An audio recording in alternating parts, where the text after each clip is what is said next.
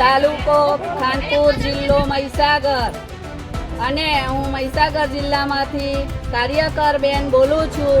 હાઈકોર્ટના ચુકાદાનો અમલ કરવો. ઓગણવાડી કાર્યકર 24,800 અને તેડાગર બહેનોને 20,300 પગાર અમલમાં લેવો. વર્ગ 4ના કર્મચારી ગણવા. એવીટી એપ્લિકેશન બંધ કરો. TRS બંધ કરો અને અમારું શોષણ કર્યા વગર અમને અમારું વેતન પૂરું કરો. સરકાર પાસે પૈસા ના હોય તો અમને કહો કે અમે ભિખારી છીએ.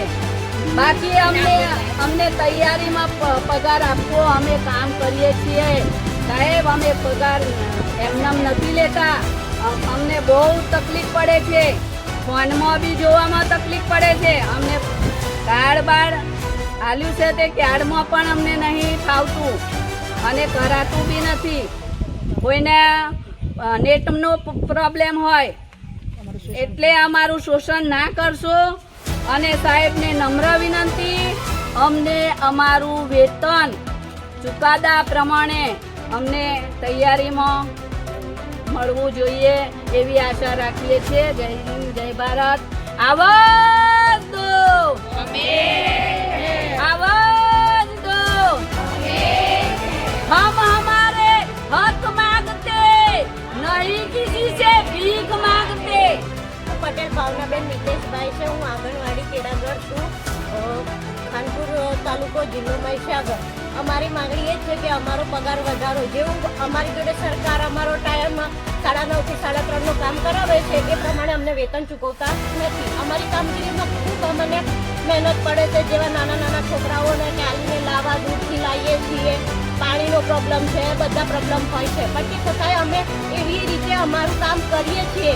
સરકારને એવું કામ આપીએ છીએ પણ સરકાર અમને પગાર નથી આપતો જે પ્રમાણે અમે કામ કરીએ છીએ. આજે નાનામાં નાનું જે મજૂરી કામ કરે છે એને પણ માણસ 300 રૂપિયા ચૂકવે છે. જેવી રીતે મારા ઘરે કોઈ કામ કરવા આવે છે, હું એને 300 રૂપિયા આપું છું, પણ મારો પગાર એટલો નથી કે હું 300 રૂપિયા ચૂકવું છું સરકારમાં. સરકાર મને 300 રૂપિયા એને જ ચૂકવું છું, એવો મારો પગાર છે. નિર્ભાબેન દિનેશભાઈ, તાલુકો ખાનપુર, જિલ્લો મહીસાગર. બસ અમારી એટલી જ માંગણી છે કે જે અમારો હાઈકોર્ટે ચુકાદો આપ્યો છે 24,800 જે કાર્યકરનું છે અને 20,300 જે હેલ્પરોનું છે એ અમને વેતન પૂરું પાડવામાં આવે. વર્ગ 4ના કર્મચારી ગણવામાં આવે. બસ અમારું શોષણ બંધ કરો. સામાન્ય પટાવાળાનો પણ પગાર અત્યારે કેટલો બધો હોય છે, તો અમે શું ગુનો કરીએ? અમે તો નાના બાળકોને સાચવીએ છીએ, ભણાવીએ છીએ અને એમને એ લોકો ભણી ગણીને આગળ થઈને કેવા અધિકારી બને છે. તો પછી અમે નાના છીએ એટલે શું અમારી કંઈ કિંમત નથી? અમને અમારો પગાર આપો, જે ચુકાદો છે એ પ્રમાણે પગાર આપો.